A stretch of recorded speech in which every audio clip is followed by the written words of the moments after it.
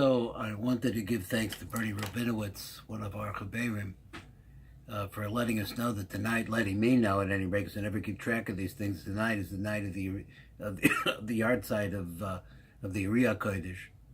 And then I saw in the news, in Yeshiva news, that there's a big fire that wildfire that started up near the kever of the Uri. Fortunately, was put out. By thinking that what could be better, what is a greater thing to go to Tzfat to honor the Uri, which not so easy for anybody to do. How about a little bit of limud of the Uri, which everybody can't do, and even if they're there in Tzfat, they could support, but we can here learn a shtickle Torah. So we were on page Lamed in the Shaar Haakudim, the HACHAIM. So we're on number T.K.E on this page, and we're going to read these words and see if we can learn a shtickle Ari. In the memory and the schus of the Uriah Kodesh, and all the pneumius and all the joy that he brings, and all the ability to be able to affect a serious and deep tikkun in the world to rebuild the world. So number T.K.E, we're reading up above on the top again. Now, Yud Vav Yud, just parenthetically, is a number 26.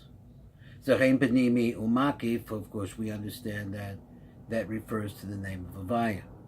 Yud Vav Dal is 20. If you add a kolel of the letters, it comes to 21. Heim Shtei Bechinas HaKelim, which is, of course, Akia. We're two aspects of the Kelim. Panimi Vachitzon, the two different types, there's two different Yuds, Aleph rather, that are written like that. Now we have these four bechinos. They themselves represent the two aspects of the ears, the right ear, the left ear, and the two aspects of the nose. But we're talking about not what's coming out of the nose or the eyes, we're talking about what's coming out of the mouth. Because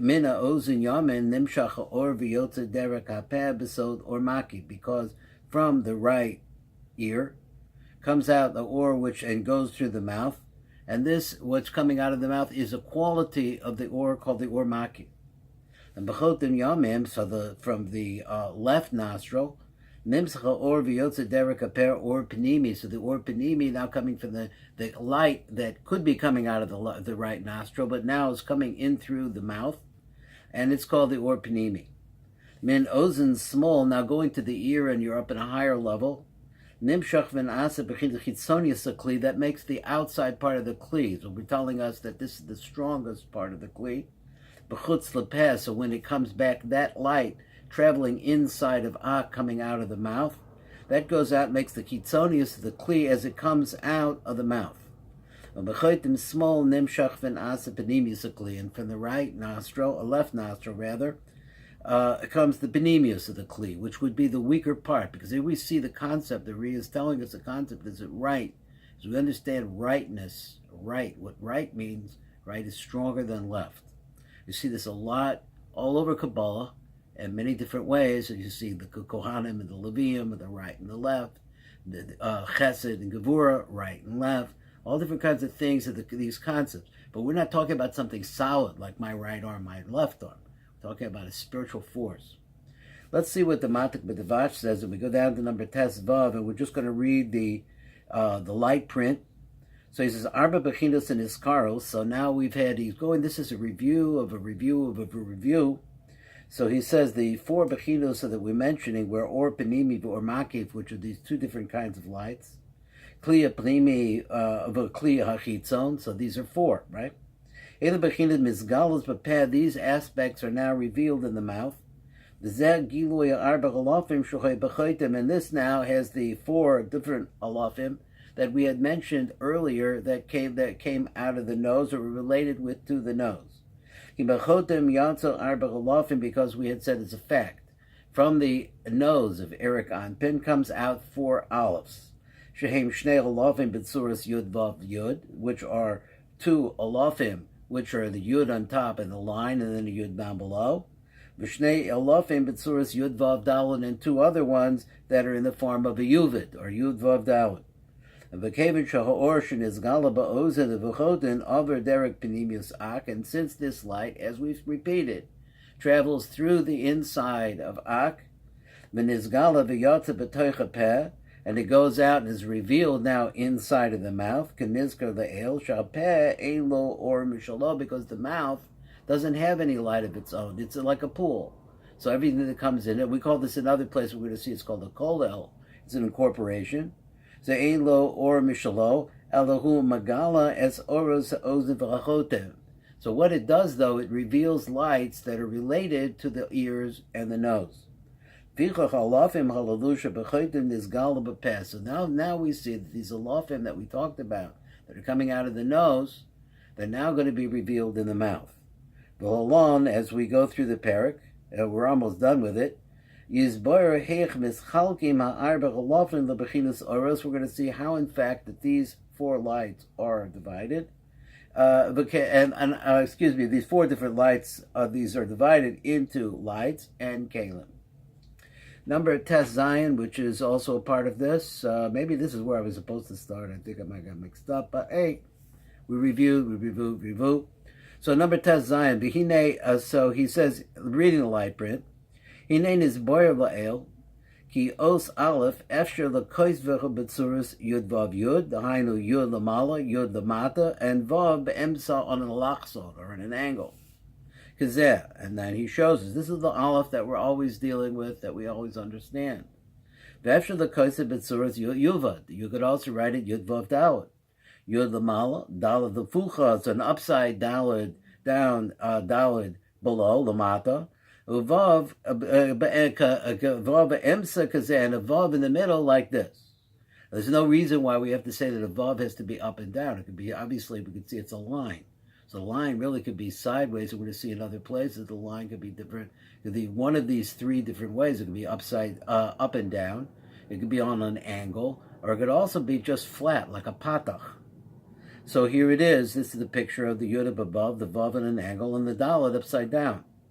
Yud Vav Yud Ola Leminyan Ku, which is the number 26. So therefore we see that it's higher, and a higher level than Yud Vav Dalad. Shola Leminyan Kof Bilvad, that only comes up to be the number 20. So therefore the alafim which are in the form of Yud Vav Yud, She'em Gavohim Ma'ulam Yoser, which are higher and a higher level, so there they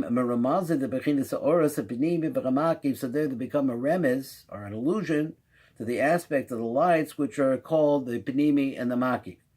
The lafim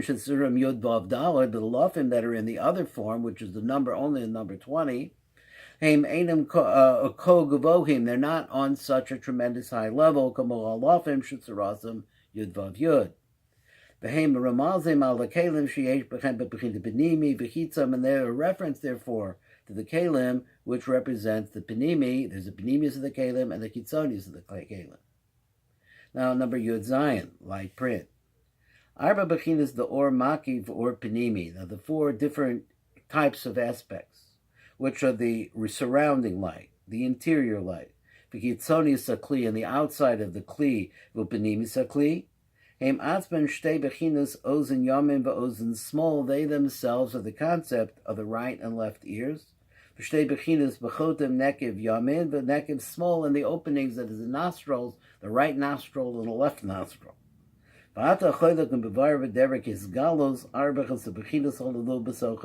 going to go and we're going to explain the way in which they're revealed inside of the mouth. So the light that goes down from the right ear, the yotza derech haper, and it's going to go inside of Ak, going out from the mouth, because now we're going to start about the lights going out from the mouth. Hu or makif, that's going to be the more makif. Ki mitzad yamin yotza oros commotion is boyer, because from the right side comes out the oros. So we said that before, that the oros, that is just what we call the light itself, the simple light, it's coming from the right side. So they're the same thing, of the light that comes from the right nostril. And it comes out of the mouth. Or panimi, it's an interior light. V'chein ha'or ha'nimshach ma'ozen small, and so therefore we have the light that comes out of the left ear. Hu chitzonius kli. It's going to be the higher level of the kli because the ozen is higher than the nose. V'hakli shu mishamis kli la'or hamakiv. So this is working for the kli. This kli is working for the light, which is the makiv. So we're pairing the chitzonius, which is the left ear, with of the kli, with the right ear, which is the or makiv. Umechodim small yotze penimius kli. So the penimius kli is going to come out of the left nostril. Mishamish kli ha'or penimi, which is going to serve for the kli, which is called the interior of the kli, or the penimius of the kli. Now let's go up to the top, because if God helps us, and we have the patience to go through this, we'll finish the first Perek. And it's going to be a good setup for us to get into the second Perek, and it's going to get a little thicker as we go into this, and that's the idea. So we'll read the top part first. He said, because these four different parts, they're now entering into the mouth. Because he says, look, inside of the mouth, yesh bechinas hevel of bechinas dibur. There's two different kinds of things. Now let's think about just speaking. And so what we understand in this lower world where we live, where everything is very dense and thick and moves at a very, very slow pace in relationship to this, to the higher worlds. Yesh bechinas hevel of bechinas dibur. There's a concept of air, or hevel is vapor, and a concept of words or speaking. I'm speaking. Look up, speak like that, right? But it takes air to make the come out, but it has to go through the mouth and be pronounced, and therefore becomes its two different qualities. So which is a quality which is going to be the highest quality? Which would be the highest of the two? So normally, if you ask a person which is more important, hearing or what was the other part that I used to say? I used to have this little important. Well, he's going to say it better than me. So let me say, or, because now we see that the highest level is really the vapor, because the vapor itself, which is the hevel, is really very unsubstantive. It has very little to it. The more we solidify something and make it concrete, the more physical it becomes, and the lower level it is. So and dibur, speaking, is the concept of a kli, because the words or the speaking actually holds the vapor inside of it, and that's the concept of a kli.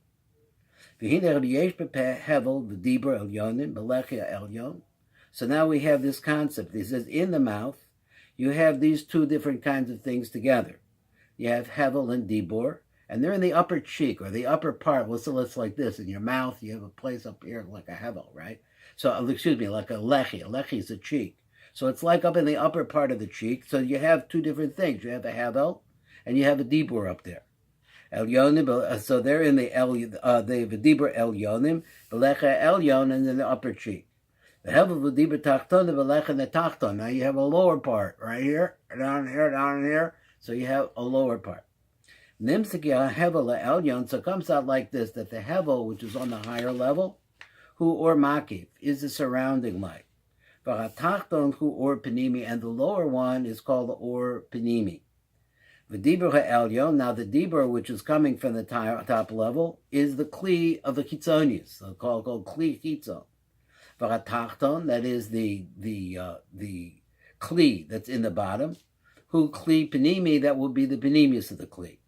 V'ha'or shehem ha'havolim, now the lights, which are represented by the vapors, or the havolim, heim biyamin ha'peh, they're on the right side of the mouth. V'chadiburim shehem ha'kelim heim b'smol ha'peh. And nothing's come out of the mouth yet.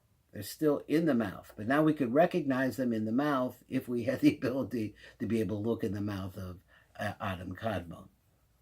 Now, let's go over here. So we're moving along, and we're doing pretty good here. And let me see, I'm starting on number Yud Chas in the OTZROT. So I should say in the, what's the name of his book? In the Tiv, HACHAIM. So he says, Ad kan bevoyer harav, habachinu shiyatze betoch ach. Now, up until this time, we've been talking about the lights that are coming out of ach. V'achshem bevoyer harav, ha'orosh nizgala betoch ha'peh ach, v'nechlaku l'dal bechinos. Now, we're not talking about what's coming out. We have the light coming out of the ears, light coming out of the nose, but nothing come out of the mouth.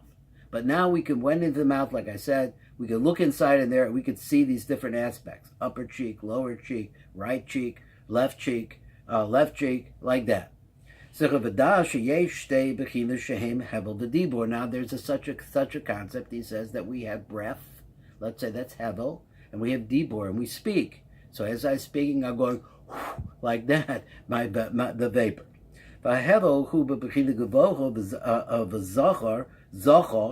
the hevel is a concept of the highest concept. It is very, very pure because it has no refinement. It's not been cut down in any way. Can you see how there's a limitation on the light when you start to make a word? Because if the hevel that's coming out of my mouth was just hevel and it was just ha like that, you don't learn anything from that. But in order to learn something, you have to have it small. It's a big concept in Kabbalah altogether. In order to be able to appreciate something, you have to bring it down to the level of those who are going to appreciate it. He's going to have other words for this. He says the olamos atachtonos, that you're going to have the lower worlds to be able to appreciate something. It has to be cut down. So here we see that that's what happens in Dibur. So he said, that's impossible to really appreciate it or to understand it. Kol kach like Dibur. Now he's going to say there are 5 different utterances of the mouth. And those 5 different utterances are divided into letters. And as a result of those utterances, then we're given to understand, to be able to appreciate words, because the sounds that come out of our mouths are defined by 5 different utterances, which come out to be 22 letters, and it just kind of went, and we're going to see that as we go along, what they are. But the hevel itself, I skipped that line. Now, against that concept of the 5 different types of pronunciation, because you have a pronunciation that comes from the throat, which is called a cha, and then we have one that comes from the palate, which is called gichak, and then we have another one which is called which comes from the teeth, the tongue, which is called datlenet, and then we have another one comes from the tongue, and so on and so forth. It's called zashrats, and then we have another set that come. These are all different letters. In other words, you have to break them down. Gichak starts with a gimel, right? So you have to put them all together. That's something we're going to see later on. And then the last one is called bumuf, which is the sounds that come from the lips. So these are the 5 different sounds, and you memorize them as you go along, but you see it so many times in the Rav. He's going to talk about it. So so corresponding to this hevel, there is a light. That light is not divided up. But it's very, very high and very, very hidden, much more than Dibur. Because so when I speak, you listen to my words, right? But you realize, you have to think that there's actually a breath that's coming out of those and forming those words. It's not able to be revealed just by itself. So therefore we say that the hevel, the vapor, the breath, is the concept of light. Because it's a very high level, something that we can't appreciate. But dibur, on the other hand, is a vessel. It holds the vapor. It holds your breath. And the breath, the way that it goes, and the way that you put the breath together with these 5 different motzos, you put them together with the 22 letters of the Hebrew alphabet, then you make sure that you're making sounds.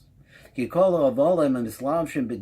all of the breaths, all of the vapors of mislavish are clothed inside of words, or speaking, of the misparatim laosios, and then they're divided up into letters, as I've been saying. And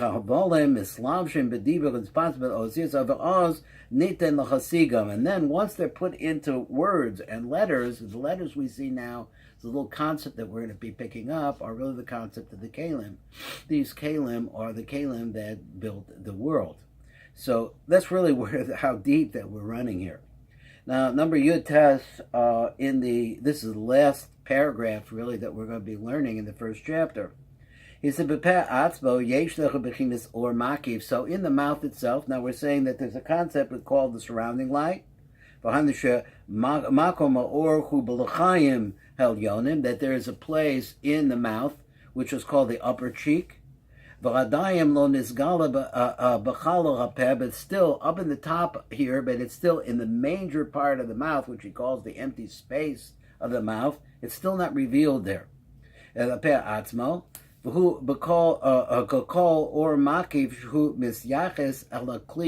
is like any or makif that has a relationship with a vessel. So he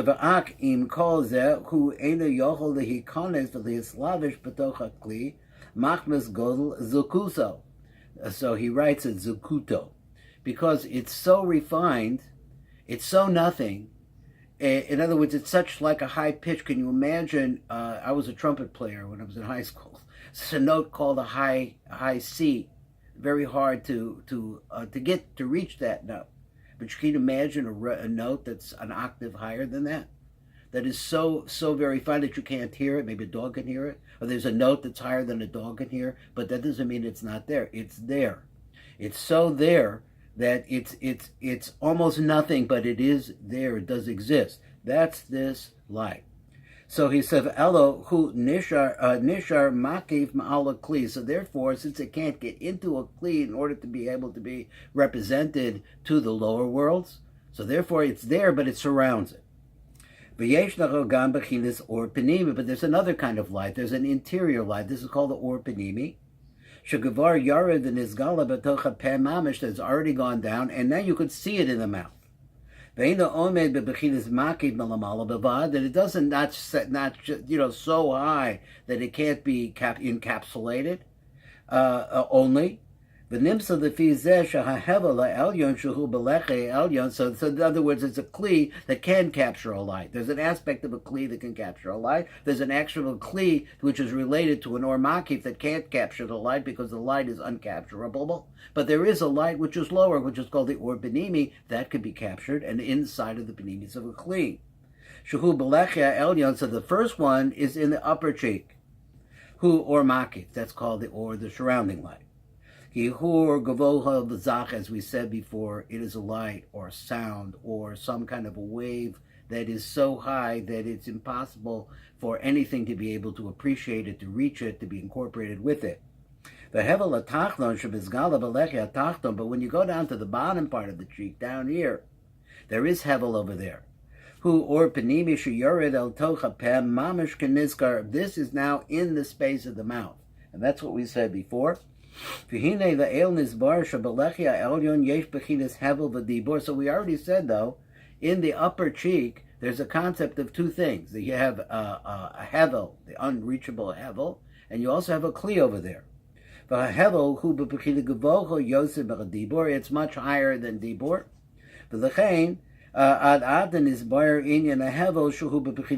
So now we explain the hevel, the breath, which is a concept of the or.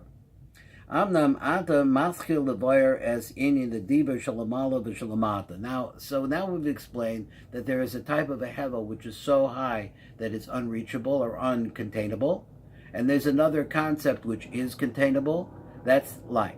Now let's talk about the vessels which are there to contain. This is probably an important lead-in to the next Perek.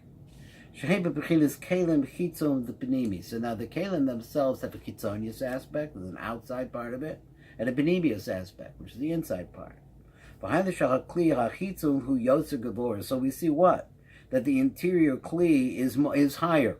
The outside of the kli is the higher level of the kli. Shahareg hu mishamesh or hamakit, because it has, you use the word mishamesh, means that it works with, or it's subservient to, or in some way it's bound to the or makif, which we had said before is the uncontainable light. But nonetheless, this light, this part of the kli is attached to it in some way. It's right next to it.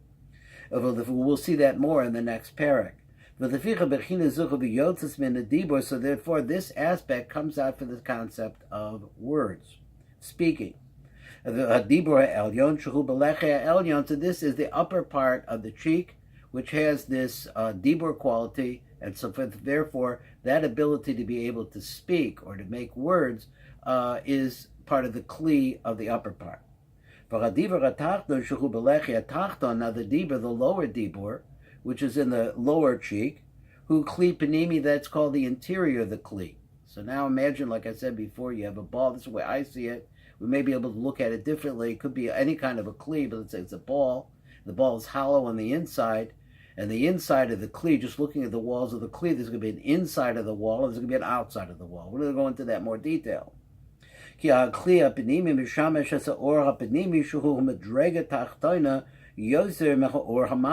this interior part of the kli is going to work with the interior light, which is on a lower level. The whole thing is on a lower level or more physical level, if that's possible to say.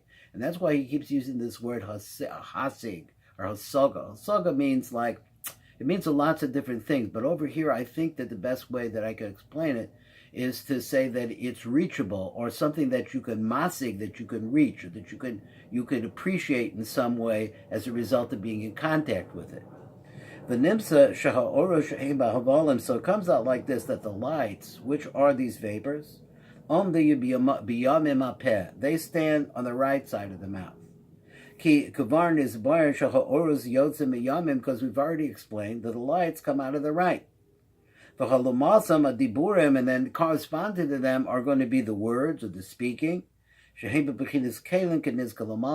which we had mentioned before. This is the concept of kelim, and that you just have to love this tiv, because these ideas can really bounce around in your head, but he says it over and over again. I have a there on the left side of the mouth. Let me finish this, and I'll tell you what one of my Chavrusa says about it. HaKelim yotzin la'olam is small because kelim always come out of the left. So he said that that the tiv is like Charles Dickens. Charles Dickens was paid by the word, so therefore he wrote a lot of words. So he says that over here it's like the same thing with the tiv. The tiv uses a lot of words and it repeats himself many times. But I don't look at it as being disparaging. I look at it as being a big help, because these things have to be repeated many times, and the whole thing is true of all the aspects of learning Kabbalah. I work on tikkunim and kavanos. So those kavanos are not easy. There's so many of them. Which ones are the important ones? How do you learn them? Well, you need a teacher to show you where the importance is. But it's so complex. You have to go over it. You go through it one time, you go through it 2 times, you go through it 3 times. Now the tip is doing that for us. Thanks for listening. All the best.